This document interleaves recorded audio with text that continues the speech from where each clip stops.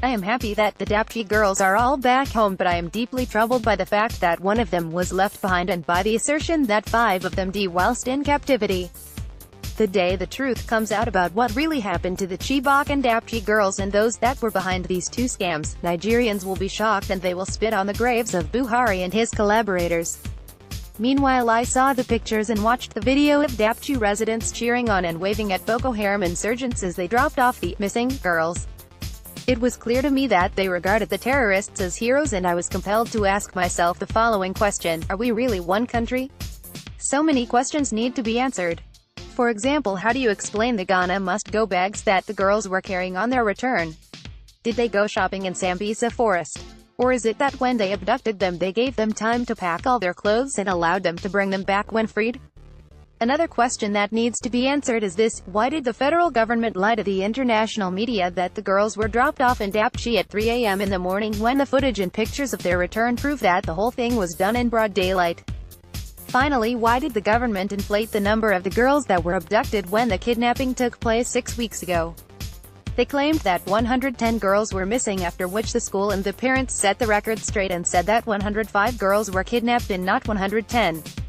Could it be that they knew that in order to make their story more credible after money had changed hands and the girls were returned, they had to be able to say that at least 5 of the girls died whilst in captivity without having to actually any of them? This seems to me to be the only plausible reason for telling this lie and sticking to it to the end, even though it had been exposed for what it was from the outset by the parents of the girls and the school authorities.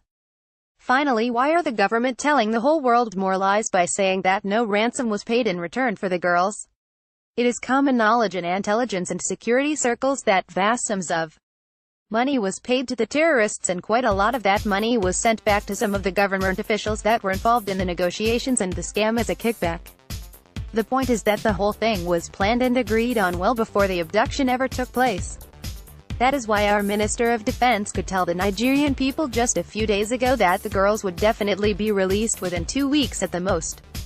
A few days later they were dropped off by their terrorist abductors in Dapchi after all the SOLRS and security personnel that had been deployed to the area were withdrawn.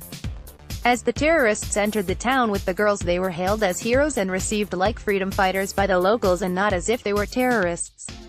Some reports suggest that the massive crowd that received them were even chanting "Holy Warriors" in Hausa as they marched through the streets. This reminds me of the words of the massive crowds that welcomed Fidel Castro, Che Guevara and their rebel fighters in Batista's pre-communist Cuba as they and their rebel fighters went from town to town during the days of the revolution. In those turbulent days, and despite Batista's efforts to crush the revolution with full American support, as the communist rebels went from town to town, they were met and encouraged with chants of "Viva Fidel! Viva Che!" by ecstatic crowds, and the rest is history. Today in Dapchi and parts of northern Nigeria, the crowds chant "Holy Warriors" as Boko Haram march through their villages and the streets of their towns. The implications of this are obvious and clear to the discerning. When they arrived in Dapchi, the Boko Haram insurgents not only interacted with the crowd openly with smiles on their faces, but they also spoke to the parents of the girls, apologized to them about what happened and told them not to allow their children to go to school again. Apart from the fact that they made vast sums of money in their deal with Buhari, which they will now use to buy more arms and organize more abductions, it is clear that this whole thing is the greatest public relations stunt for Boko Haram ever since it began its operation 7 years ago, and they have won many friends and admirers as a consequence of it. The narrative that they would not have abducted the girls had they known they were Muslims, though false, seems to have resonated with the local Muslim population in the north, and this can only help Boko Haram and swell its ranks. Someone is giving them very good advice and counsel, and I suspect that that person or group of persons are in government and are also in one or more of our intelligence and security agencies.